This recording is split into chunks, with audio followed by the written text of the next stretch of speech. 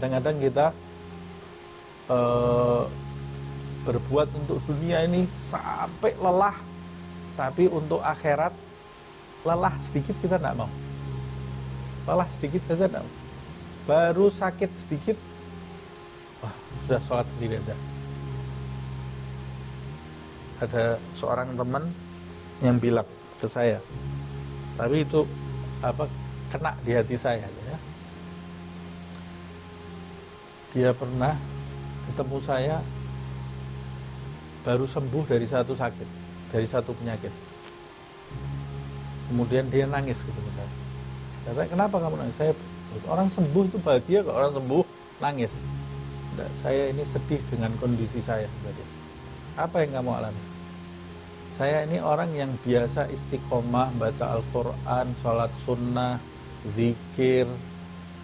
Tapi begitu saya sakit, Al-Quran, sholat sunnah, zikir saya ini hilang semuanya.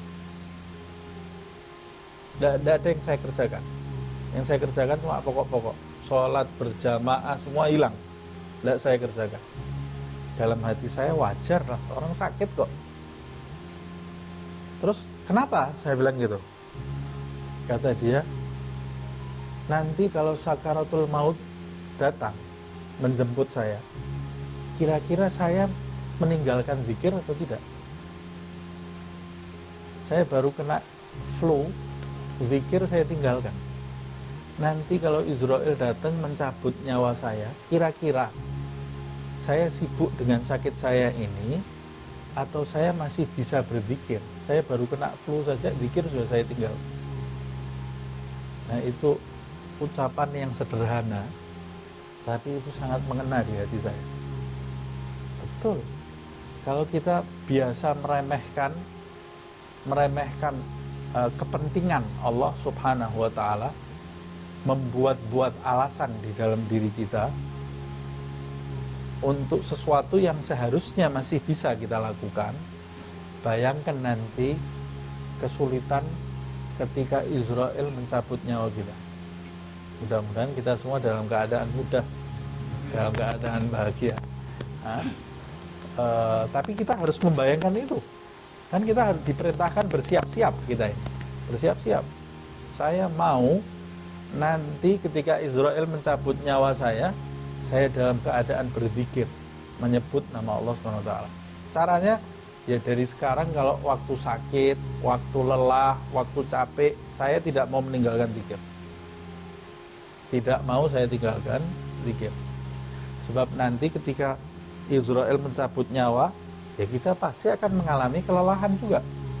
Akan mengalami rasa haus seperti yang disebut oleh Rasulullah SAW. Akan ada godaan-godaan.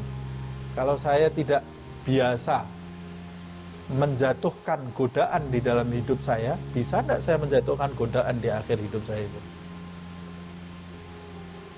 Nah, kita harus selalu berprasangka baik, nanti kita matinya husnul khatimah. Tapi di samping itu kita juga harus mengimbangi prasangka baik itu dengan khauf, mengimbangi harapan tadi dengan rasa khauf, supaya kita selalu siaga, bersiap-siap, tidak pernah merasa aman sampai di dunia ini, sampai nyawa kita nanti keluar dalam keadaan yang baik, dalam keadaan diridhoi oleh Allah Subhanahu wa Ta'ala. Nah, bukan was-was. Kalau was-was itu orang was-was, tidak berbuat apa-apa. Nanti mati saya bagaimana ya? Saya ini husnul khatimah apa enggak ya? Tapi setiap hari ngelamun terus. Nah, membayangkan takut, cuma takut tapi tidak berbuat apa-apa. Ini tidak ada hasilnya. Itu namanya orang was-was. Takut yang diinginkan Allah itu dan Rasulullah SAW, takut di dunia yang diinginkan mereka adalah takut yang memicu kita untuk bersiap-siap. Nah, ini takut yang benar. Takut yang benar.